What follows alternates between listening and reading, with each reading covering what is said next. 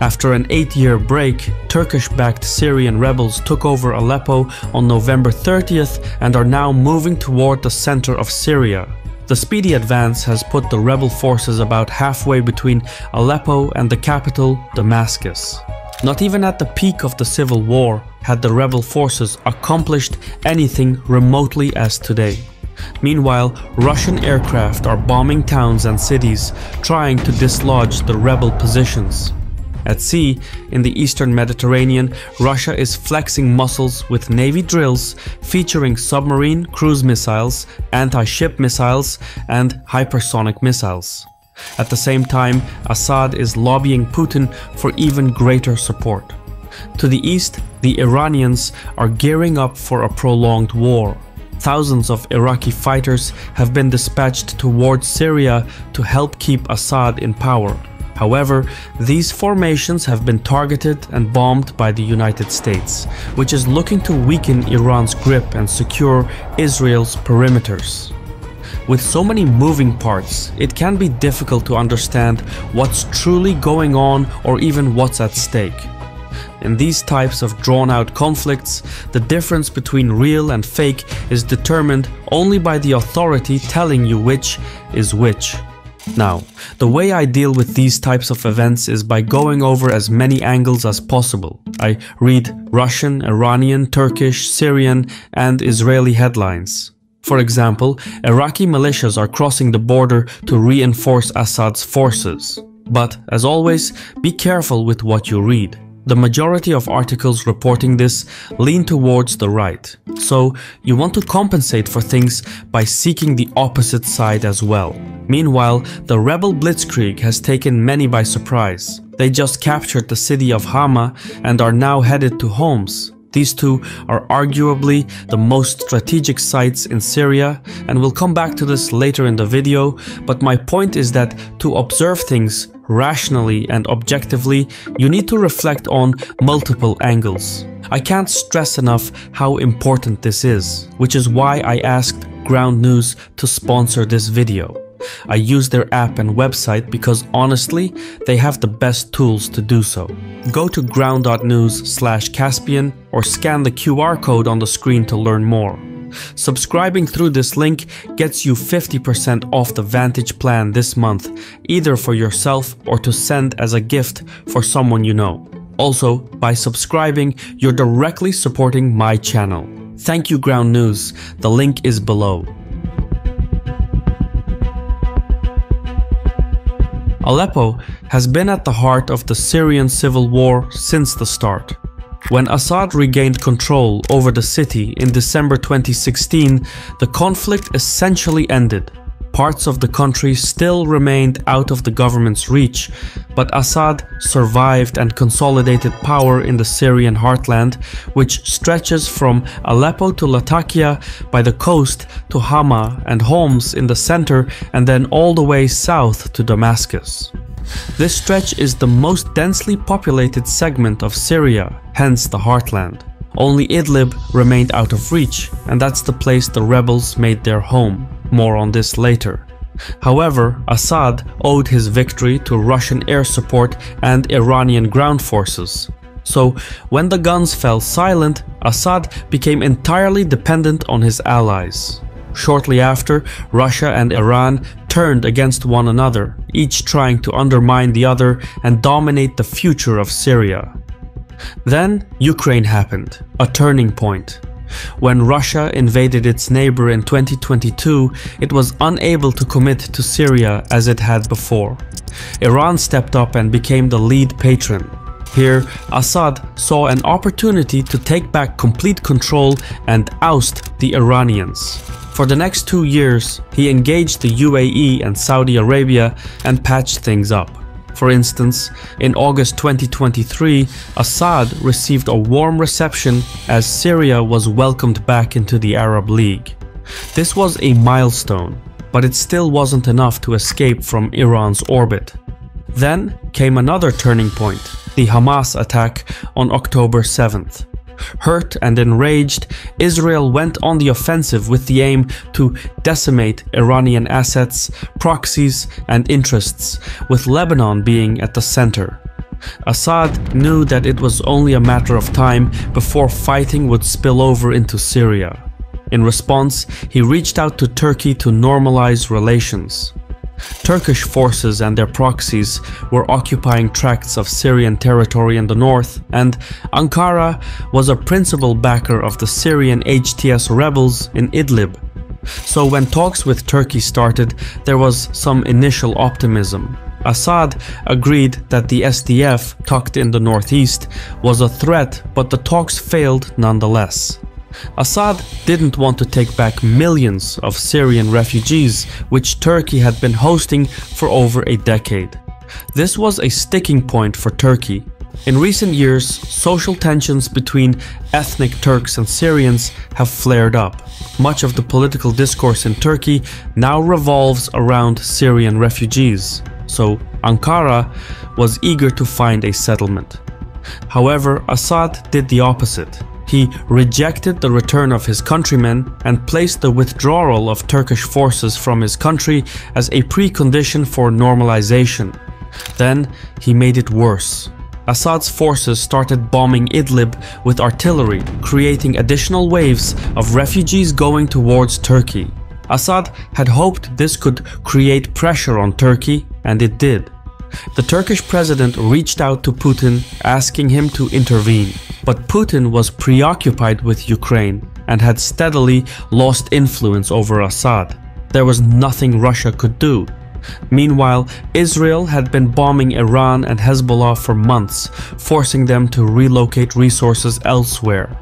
A local power vacuum was steadily taking shape.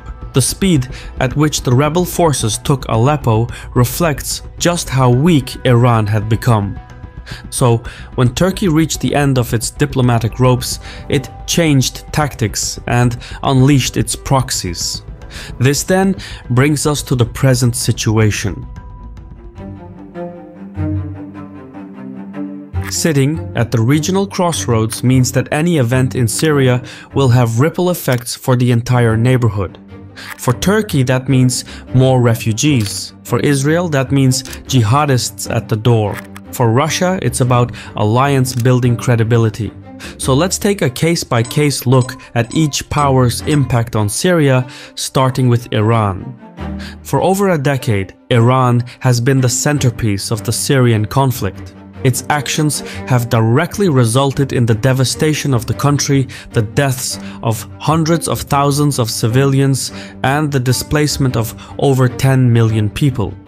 Iran did this to keep Assad in power, but more importantly, Iran wanted to create a land bridge to connect directly with its proxies in Lebanon, that is, Hezbollah. This route runs through Iraq and Syria and allows for the shipment of supplies, weapons, and personnel. Without this land bridge, Iran could never feed its proxies and construct the power projection it currently has. This land bridge also counterbalances Sunni powers such as the UAE, Saudi Arabia, Qatar, and Turkey, while strengthening Iran's influence over Shia communities in the area. At the same time, Iran uses Syria as a front line in its conflict with Israel. It stations troops and weapons in Syria and uses those assets to deter Israel. In other words, Iran could not be the regional power it strives to be without the land bridge that goes through Syria. However, Iran's stance is at its weakest point in over a decade. Israeli bombing has left Hezbollah vulnerable and loosened Iran's grip. For Israel, meanwhile, the takeover of Aleppo is an unintended consequence. Israel does not necessarily want Assad removed from power because doing so would create a strategic vacuum that Sunni jihadists would fill. Sure, from the Israeli point of view, Iran is a threat, but Sunni insurgents would be a challenge all the same. Israel's only potential ally is the SDF. The SDF controls the northeast of Syria and enjoys military support from the United States. With American support, Israel could create a diagonal corridor that cuts through Syria's eastern border and links up with SDF territory. With Trump in office, that option is all the more possible. Doing so would cut Iran's land bridge through Syria and make it untenable. On the flip side, this area is sparsely populated and logistical hubs are few and far between. As a corridor, it would be difficult to maintain, especially if the United States decides otherwise. What's more, an Israeli corridor linking to the SDF would completely destroy relations with Turkey since the SDF is a threat to them. There would be no more going back. So, as strategic as an Israeli corridor would be, it may not be worth destroying ties with Turkey, with whom relations will likely be restored in a decade. For reference, the SDF is an offshoot of the PKK, which is recognized globally as a terrorist organization, including by the United States and the European Union. The PKK is a Kurdish separatist group that has carried out attacks on civilian targets in Turkey, Iran, Iraq, and elsewhere. Western media frequently label the SDF and its military branch, the YPG, as a Kurdish group, but that is demeaning towards Kurds. Nearly half of Syria's Kurdish population, not to mention minorities such as Assyrians and Yazidis, live in exile because of SDF and YPG practices such as forced conscription, child kidnappings, extremist curriculum, and so on. The point is that the SDF is not the poster child as it is pumped up to be in the media. Here is former US Special Operations Commander Raymond Thomas explaining it candidly. As you know, sometimes it's of necessity, who's available. The one that I think is most discussed and most misunderstood is the evolution with our counterpart in Syria, the so-called Syrian Democratic Forces. Now, interestingly, they came about that name because at one point in time, and I dealt with them directly, I was in on the formative stage of the relationship with these guys. They formally called themselves the YPG, who the Turks would say equated to the PKK. You're dealing with a terrorist enemy of mine. How can you do that, ally? So we literally played back to them, hey, you got to change your brand. What do you want to call yourself besides the YPG? And with about a day's notice, they declared that they were the Syrian Democratic Forces. I thought it was a stroke of brilliance to put democracy in there somewhere. Turkey shares a 911-kilometer long border with Syria and is perhaps the most affected by the conflict. However, unlike what most media outlets say, Turkey does not directly control the main group that took Aleppo, the Hayat Tahrir al-Sham, or HTS for short. This coalition of jihadist fighters split away from Al-Qaeda and now focuses on toppling Assad. HTS is a designated terrorist organization by the international community, including the United States, the European Union, Turkey, Russia, Iran, etc. Turkey has some influence over HTS since their territories border one another, but HTS has its own agenda and operates with a great deal of autonomy. For years, Turkey has been trying to negotiate the integration of HTS into the SNA, which is the other rebel group in the north, but it hasn't worked. So Turkey instead has been left to tolerate HTS because any operation against them by any party would create a refugee wave headed into Turkey. However, with the HTS capture of Aleppo, the group now has the resources to go its separate path, completely independent of Turkey. So, while most of the media portray HTS as a Turkish proxy, they're actually doing their own thing. In fact, HTS's interests now clash with those of Turkey. Meanwhile, the other rebel group active on the ground is the Syrian National Army, or SNA. This is the military arm of the Syrian interim government, the original opposition, the one that started it all. The SNA's green-white-black flag is the hallmark of the Syrian opposition. In the years since, however, the SNA has become a Turkish proxy. So much so that it's now the Turkish version of Russia's Wagner Group or France's Foreign Legion. The SNA has fought Al-Qaeda and ISIS in the past and now wants to topple Assad, but they also want to prevent the PKK and SDF from dominating Syria. In the recent capture of Aleppo, the SNA teamed up with HTS but was then kicked out of some areas. Since then, tensions between HTS and the SNA have flared up. What's more, in parallel with distancing from Turkey, HTS has reached out to Russia, albeit Russia has not taken the bait. Russia's goals in Syria are totally different from those of the other players. The Russian Navy has a facility by the Syrian coast, but it's small in scale, and Moscow's historic relations with Assad have always been erratic. What draws Russia to Syria is its propped-up credibility in the global south. By supporting Assad, as Putin has done, Russia reinvented its status in the Middle East and on the world stage as a kingmaker. It promoted Russia as a steadfast ally. Sometimes, the perception of reality is more important than reality itself. It doesn't matter if Russia has the resources of a global power or not. In Syria, it proved to be a game changer, and that was enough to create that image of a worldwide power. On that score, Putin's military intervention in 2015 was a groundbreaking success. Russia's credibility in the global south surged. Even Arab nations that initially disagreed with Russia started re-engaging with it. So, for Russia, Syria is not about a naval base and localized influence. It's about Russia's image as a global power.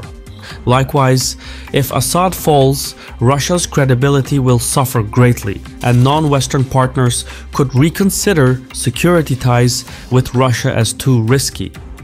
This is why Russia is scrambling fighter jets to Syria, even though it needs those resources in Ukraine.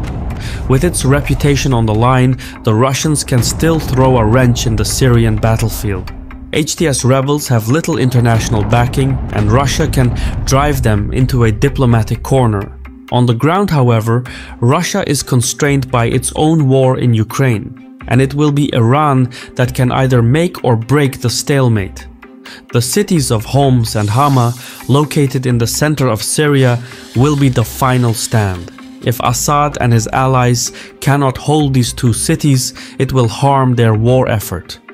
The question now is how effectively Tehran and Moscow can help Assad to counter the rebel offensive. HTS is highly factional, like a conglomerate of extremists. That in itself limits their ability to govern Syria. Meanwhile, Turkey will try to disband HTS and force Aleppo into the hands of the SNA and the Syrian interim government. At the same time, Israel will be lobbying the incoming Trump administration to intervene on its behalf. This could consume a great deal of bandwidth in American power. That said, Washington remains the biggest game changer of all. You mess with America long enough, and the sky above will start missing pixels. I've been your host Shirvan from Caspian Report. Thank you for your time, and Sağ ol.